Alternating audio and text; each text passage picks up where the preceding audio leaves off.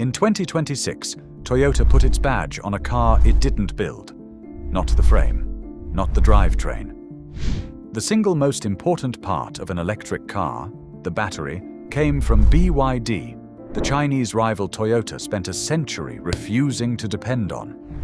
For a company that built its entire identity on doing everything itself, that's not a partnership. That's the closest thing to surrender Toyota has ever put its name on. It's not the first time a single deal quietly decided who Toyota answers to. The first one happened almost 100 years earlier, and it had nothing to do with cars. Ask most people how Toyota started, and you'll hear the same story every time. A dying father on his deathbed hands his son a fortune and begs him with his final breath to go build cars for Japan. It's a great story. Toyota's own retrospectives repeated versions of it for decades. The timeline just doesn't hold up. The money changed hands in December of 1929. The father didn't die until October of 1930, nearly a full year later. And he spent that year working, not dying in a bed. So if that's not how Toyota was born, what actually happened? It starts nowhere near a car. It starts with a thread snapping on a loom in a small Japanese village in front of a boy watching his mother weave by candlelight. That boy's name was Sakichi Toyoda, and the machine he spent his life perfecting is the real reason Toyota exists at all. Sakichi was born in 1867, the son of a carpenter who watched his mother work the loom late into the night, just to help the family get by. In 1890, he patented a wooden hand loom that cut her labor nearly in half. The factory he built to produce it collapsed within a year. He tried again, and in 1896, he finished Japan's first power loom. Buried inside it was a small idea that would end up mattering more than the machine itself. A device that stopped the loom automatically the instant a thread broke. Every loom before his kept running straight through a break, weaving flawed cloth nobody noticed until it was too late. Sakichi's machine caught the mistake and shut itself down on the spot. He called the idea Jidoka, roughly automation with human judgment built in, and it became one of the two pillars the entire Toyota company still runs on today. Hold on to that word. It resurfaces later, on a factory floor that has nothing to do with weaving.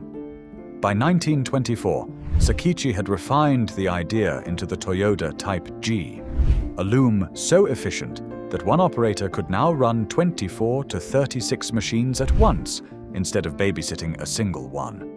Word of it reached Platt Brothers, the largest textile machinery company on Earth, based in England. Platt didn't want to compete with the Type G. They wanted to own it outright. Negotiations dragged through 1929, with Sakichi's son Kiichiro Toyoda sailing to England that September to close the deal in person. On December 21st, they signed. Platt paid £100,000 for the worldwide rights to the loom, roughly £1 million, the first time a Western company had paid that kind of money for Japanese technology. It wasn't quite the windfall it looked like on paper. The Depression hit almost immediately.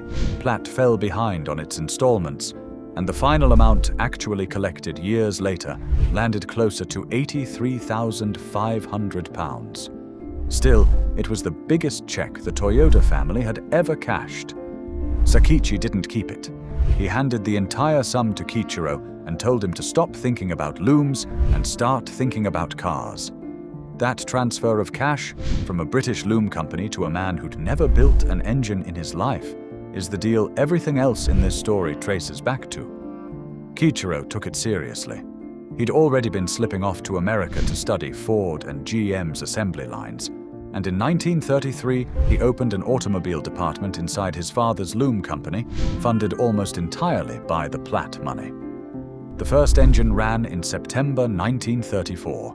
3 hand-built prototypes followed in May 1935, blessed in a Buddhist ceremony before ever touching a road. Not one of them survives today. A truck version reached the market that August, and it sold. That was the proof Kiichiro needed. A loom company could build cars people would buy. Then, in April 1936, came the car that actually mattered, the Model AA.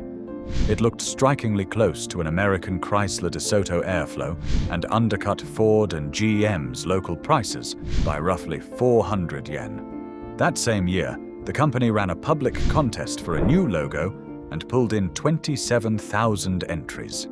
The winning redesign dropped the family name Toyota for Toyota, a version that trimmed 2 strokes down to 8, a lucky number in Japan, and shed the literal meaning of Toyota, which was rice paddy. In August 1937, it became official. Toyota Motor Company Limited existed. Less than 8 years after a British check cleared for a loom nobody outside the textile industry had ever heard of. For over a decade, that looked like the whole story. Then it nearly ended for good. By 1949, Japan's post-war economy was in freefall, and Toyota's monthly production had crashed from over 900 vehicles to barely 300. A syndicate of 24 banks agreed to a rescue loan of 188.2 million yen on one condition: cut the workforce. The labor union walked out in April 1950. Production ground almost to a halt. On June 5, 1950, Kichiro resigned from the board entirely and walked away from the company his father's loom money had built, taking full personal blame for the crisis. The union hadn't even demanded it. He chose to fall on the sword himself. 20 days later, on June 25th, the Korean War broke out.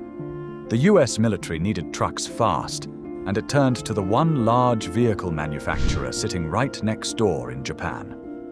Orders poured in almost overnight. A company that had been days from bankruptcy was suddenly running its plants flat out. Kichiro never got his job back. He died in 1952. The post-war recovery is also where judoka, that thread brake idea from a loom in 1896, finally made its way onto a car assembly line.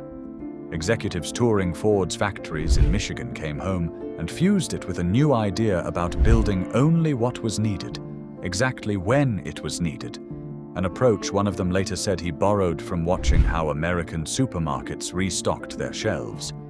Together, those two ideas became the Toyota production system, the manufacturing method every car maker on the planet eventually tried to copy. It worked better than anyone at Toyota could have predicted.